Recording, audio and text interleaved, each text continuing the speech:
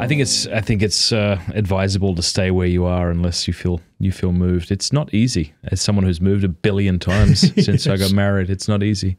Yeah, I mean, I've done a fair amount of moving in my own lifetime, and it isn't pleasant. I mean, it whatever, it is what it is. And if that's what the cards hold, I'm happy to do it. But yeah, right now, you get the other thing.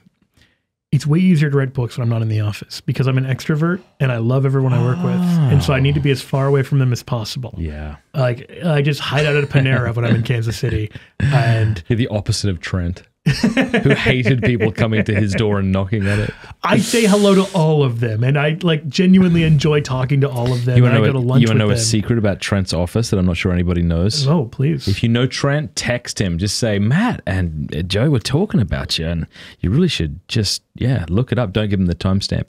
He had a bed in his office at Catholic Answers. I didn't know this. Yeah, he had a couch that transformed into a bed, and he would move his desk, and he would lock the door and put a do not disturb sign, and he'd take a nap. But you can do that when you're Trent Horn because you write 2 books in the morning, take a nap, write 3 books, call it a day. Meanwhile, I'm like, what's up, guys? How you going? Who wants to talk about stuff? So exactly. He's very, very productive, that guy. He is a machine. He's a great person to learn from and but know not that I compare can't. yourself Exactly. to. Exactly. Yeah.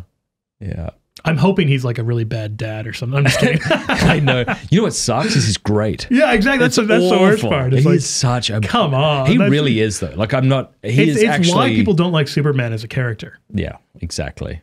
No, he's awkward, though. He's charmingly awkward. I remember, I go out... See, he needs to be uncharmingly awkward.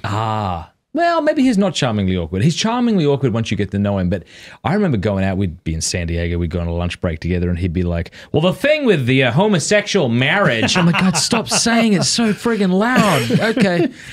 But, you know, what's funny is like when my wife first met Trent, she was like, I don't know about this guy. Like she wouldn't even... well, here we go. She didn't breastfeed in front of him. She's like, I don't know. He's a bit weird, you know. But then she met Laura, and Laura is to Trent what the church is to Christ. She made him intelligible. Okay. And she's like, okay, he's amazing. I totally understand him now. Laura Horn, I don't tend to find women that funny. But Laura Horn is one of the funniest human beings I have ever met in my life.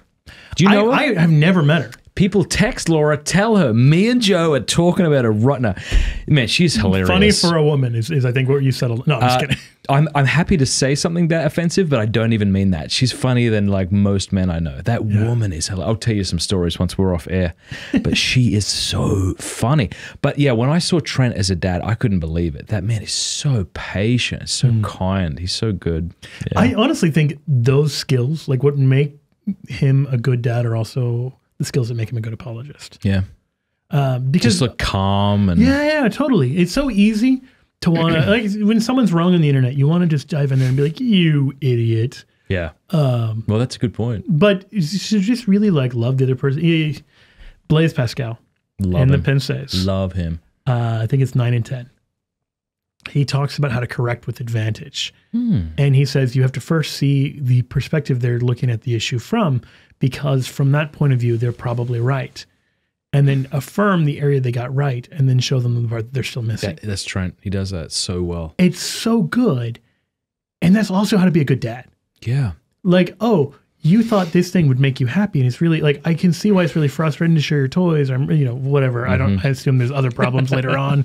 But like affirm that and then give the and also, and then the other part. And usually people are much more willing to hear it. Yeah. Even, I'll say, little kids. My wife is great at this as well from a parenting perspective, like to really affirm the good thing and then like redirect within that. It's so powerful and so, it's so much harder than just yelling and saying, you moron, and to the internet or to your kids. Yeah. Yep. Trent, good dad. There was one day Trent came over. He wasn't married yet, I don't think. Maybe, yeah, he wasn't married yet. And we were watching Superman cartoons.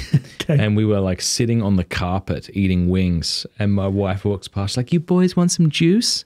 Shut up! I don't know what the, like, it's not a comic book, it's a graphic novel. Yeah, I don't know what the equivalent is with cartoons, but there was something that Trent shot back at her. Yeah, you can't just say a graphic video because that'd be something totally different. Yeah. Well, fair enough. Yeah. Yeah, cool. Tim Staples, what a guy. Yeah. This is the great thing about working from Catholic Answers. And I think you've been there so long ago, maybe you didn't have the same experience. I don't know. But for me, like, I heard about these guys. Yeah. And they were like guys that I listened to. I actually have a similar experience coming here to Steubenville. And you're just like, that's where Scott Hahn lives. And like, that's where the Pope lives. And that's where, whatever. Like every Catholic person I've ever heard of lives like a few doors down from each other or whatever. It's sort of like that working with Catholic Answers, where I'm like, oh yeah, these people I watched on the internet, now we're like in the office down the hall, or like I'm joining them for lunch, or they're asking my thoughts on something that I'm totally unqualified to. It's exciting. I was so starstruck. I got to be honest when I went there for my interviews. But the thing about Tim that I found so impressive is when I met him, I was sure it was a facade.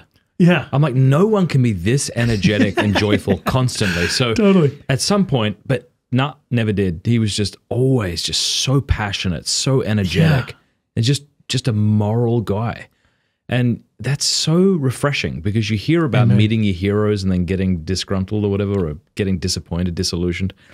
But, him, Jimmy Akin, like when you're with him, you just know, you sense that he's trying to be good.